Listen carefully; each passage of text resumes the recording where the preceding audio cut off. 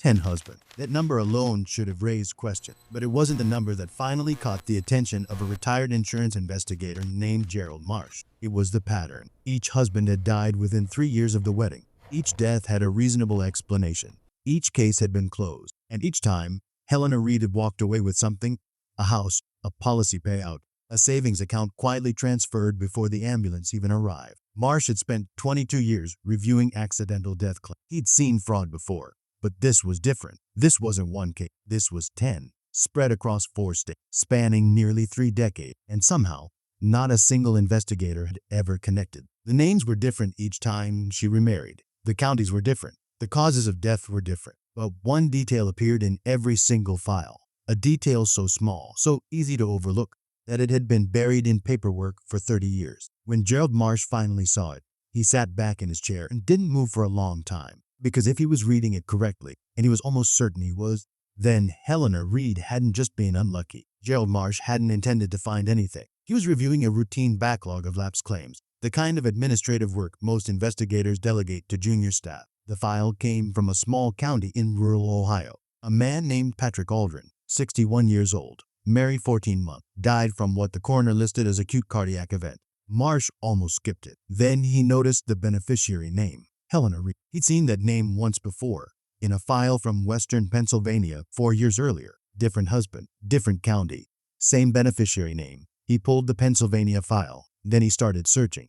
It took him 3 weeks and several calls to county clerks across multiple states to piece together what he was looking at. 10 marriages. The earliest dated back to 1991. The most recent had closed probate just 18 months ago. Every husband had died. Not one had survived past the 3rd anniversary. The cause ranged: cardiac failure, a fall down a staircase, a drowning ruled accidental. One listed simply as respiratory failure with no follow-up toxic. What stopped Marsh cold wasn't the deaths themselves. It was the toxicology reports, or rather, the absence of them. In 7 out of 10 cases, no toxicology screening had been ordered. Standard procedure in an unwitnessed death is to run a full panel. It almost always happens automatically, but in 7 cases, it hadn't. Marsh made a note in the margin of the file. 3 words.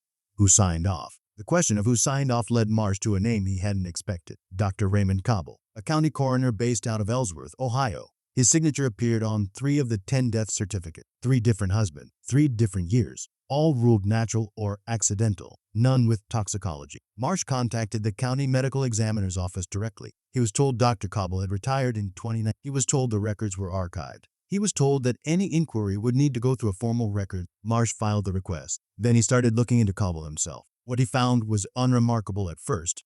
A career spanning nearly 30 years, no formal complaints, no disciplinary action on record. But one detail stood out.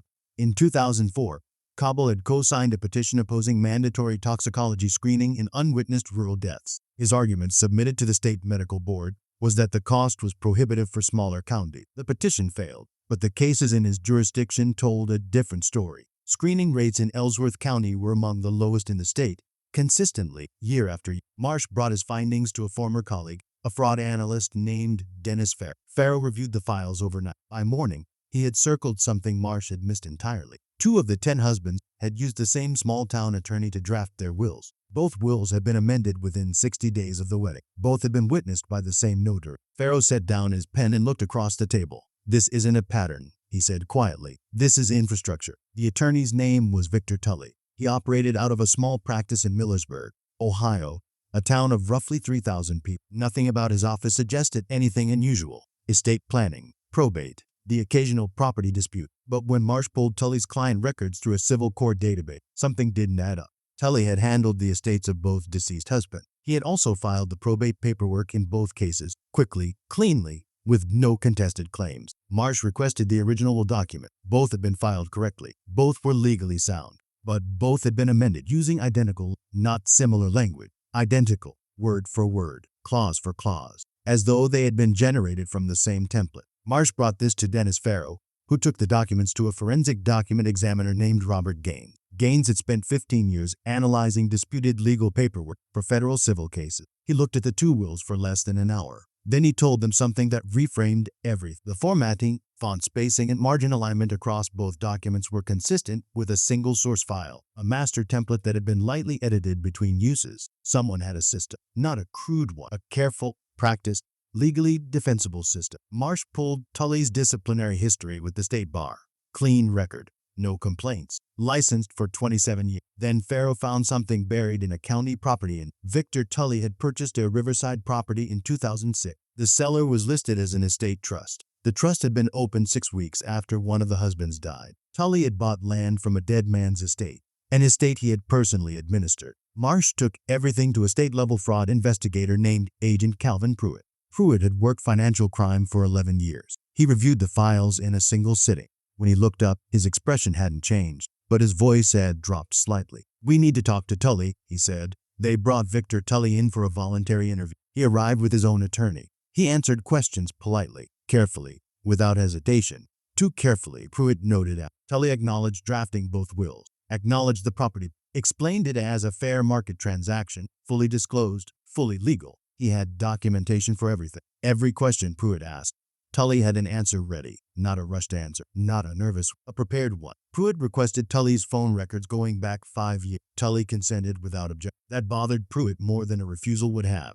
The phone records arrived 4 days later. Most of it was unremarkable. Client call, local businesses, his son's number appearing regularly. But one number appeared consistently over a 6-year, not a client, not a colleague. A disconnected line registered to a property management company that had dissolved in 2017. Pruitt traced the company backward to state registration filings. It had been incorporated by a single individual, not Tully, not Cobble. A name neither Marsh nor Pruitt had encountered anywhere in the investigation. A man named Stuart Renner. No criminal record, no civil judgment, no professional licenses of any kind. His last known address was a rental property in a suburb of Columbus. When Pruitt drove out to check it, the landlord said Renner had moved out 18 months ago. He'd left no forwarding address, but he had left something behind, a storage unit, still paid up, still locked. The storage unit took 3 days to legally. When Pruitt finally opened it, he stood in the doorway for a long moment before stepping inside. Boxes, dozens of, neatly labeled. Each one contained documents,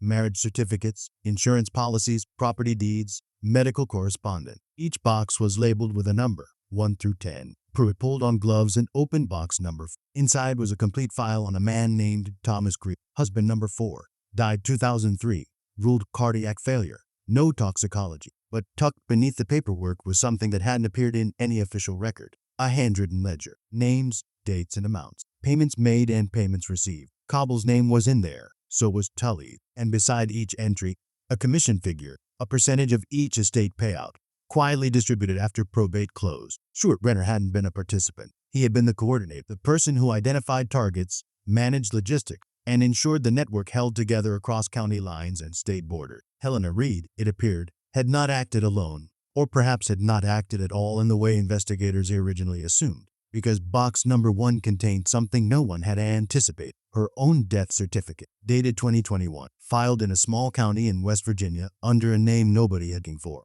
She had died 14 months after her 10th husband, cause listed, cardiac failure, no toxicology. The coroner's signature was one nobody recognized, a new name, a new county, the same handwriting as the ledger. Pruitt closed the box slowly. The network had outlasted everyone inside it. Maybe it still had.